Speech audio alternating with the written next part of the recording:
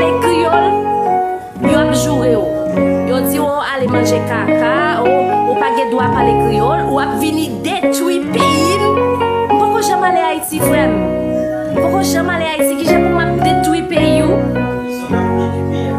Iso ap détruire pays a. Iso gen 1 million de moun qui ap suivre li sur YouTube là. Iso qui ap détruire pays a gen 1 million de moun qui suivre li là sur YouTube là oui.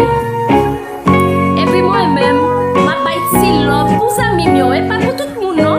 Moun qui pas fait love là pas besoin prendre. M'pas acheter figi moun non. Moun qui pas fait love là pas prendre non.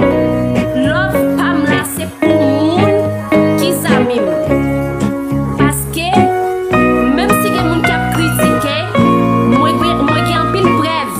Moi gen en pile preuve de que haïtien yo, pile amis haïtien, ça normal faut qu'on accepter. Faut ou boucher de ou et puis boire de l'eau sale là. Attendez? Moi gen en pile amis haïtien, m'a prêté faire TikTok toujours. Marim c'est un haïtien.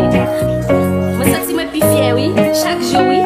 Parce que même gens gen moun qui critique gen en pile haïtien qui gen bon cœur. Nation qui gen bon cœur oui. Moi prends une leçon. Même si gen moun qui critique qui décourage moi ouais gen en pile haïtien qui gen bon cœur. Une nation qui gen bon cœur en pile. Oh nous pensons nous prenons décourager et pas ça non frère.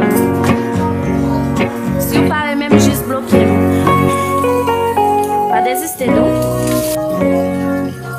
Moi fais une petite vidéo et pas moi même qui parle non. Une petite vidéo tout haïtien partager vidéo ça oui. Moi pour une petite vidéo moi faire vidéo pas moi. Moi dis comme ça. Il y a moun qui a cherché haïtien là. Dis c'est haïtien please. Moi gen preuve oui. Mais moi montrer drapeau.